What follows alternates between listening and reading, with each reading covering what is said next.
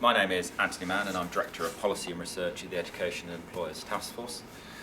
Earlier this week we published a report entitled It's Who You Meet, Why Employer Contacts at School Make a Difference to the Employment Prospects of Young Adults.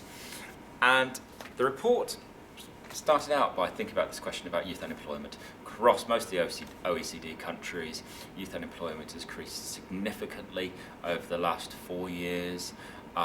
It's a long-term problem. There's very good evidence now to show that young people who experience unemployment are scarred through their working lives, so they earn less later on, they have lower levels of employment prospects later on, and where it's concentrated, there are real issues in terms of social unrest and in terms of community cohesion.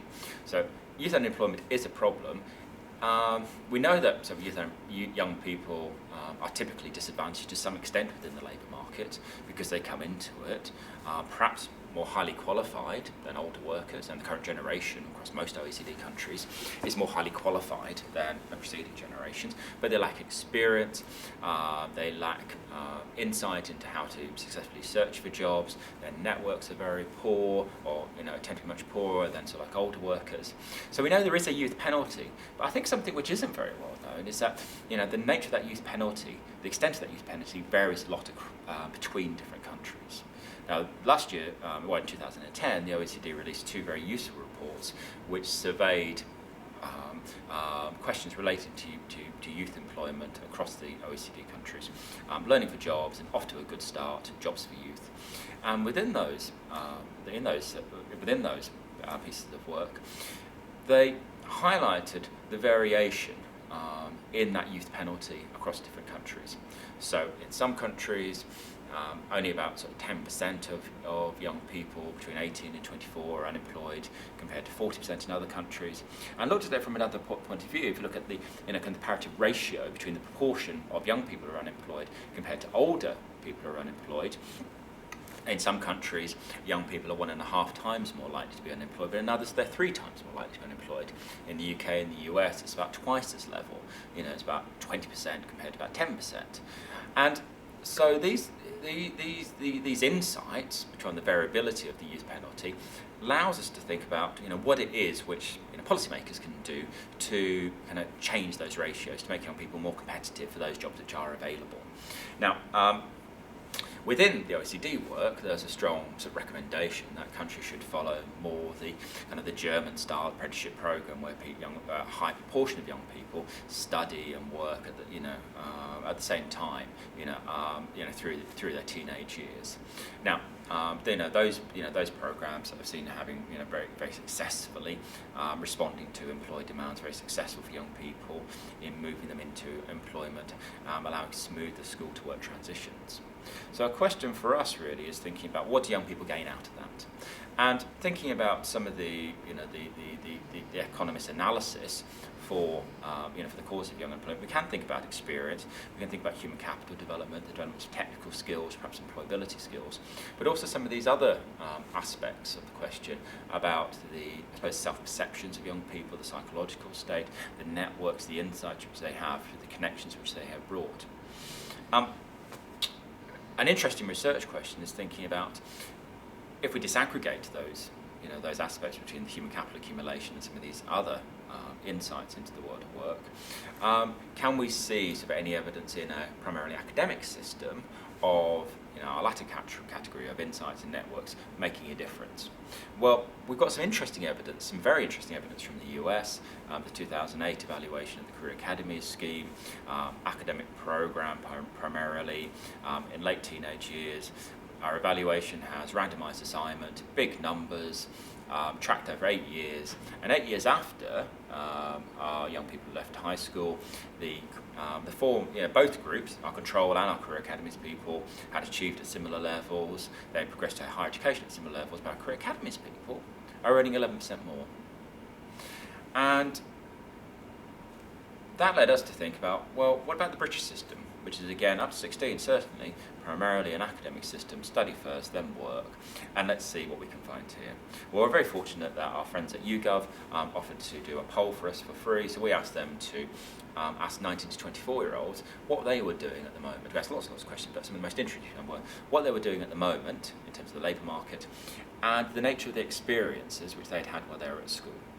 And in doing this, we're particularly interested in employer contacts, by which we mean relatively short interventions, things like 2 weeks work experience, age 15, careers fairs or careers talks with professionals coming in.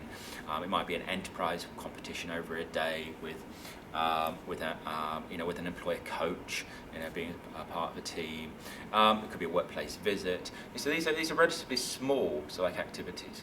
And because in the British educational system in Scotland, England and Wales, from 2004, schools have been encouraged to increase the amount of such activity they're underdoing, but did so in very different ways, we'd expect to see quite a lot of variation across young people, across young adults, and the nature of their experience. And that's what we found. That if we plotted on a scale of 0 to 4 plus, into the number of activities people remembered, that there was quite a relatively even distribution across all those areas, and that was due to the school rather than to the agency of the young person. And then we asked 3 questions to do some correlations. Firstly, we're looking about their confidence and progression within the labour market, and we found that those young people who did 4 or more activities while they're at school were much more confident that they were making good transitions, that they're working well towards their career aspirations. Well, that's useful perceptions data. What's more interesting is when we ask actually what you are doing at the moment. Are you in education? Are you in employment? Are you in training? Or are you in none of these things? Are you in NEET? And what we found when we did that same plotting across our 4 plus areas, that 1 in 4 of our people who remember doing nothing in school were NEET, and only a few of them 1 in 20 of those who did 4 plus. So 7% of young adults who remembered 4 plus activities were 5 times less likely to be NEET when they were as young adults. 180 of these of our sample were in full-time salaried employment, and we asked them how much they earned. We asked them how much they earned, and then we did the plotting again. And for each of the activities, on average, there's a correlation which is worth 4% more. Now, people might ask, are our 4 plus people, in terms of the contacts which they had, are they just having high qualifications? Are they more dynamic, excited, interested, maybe more middle class pupils who are doing this? And our analysis, our regression says no. It's not level of qualification which is driving this. It's not school type attended which is driving this.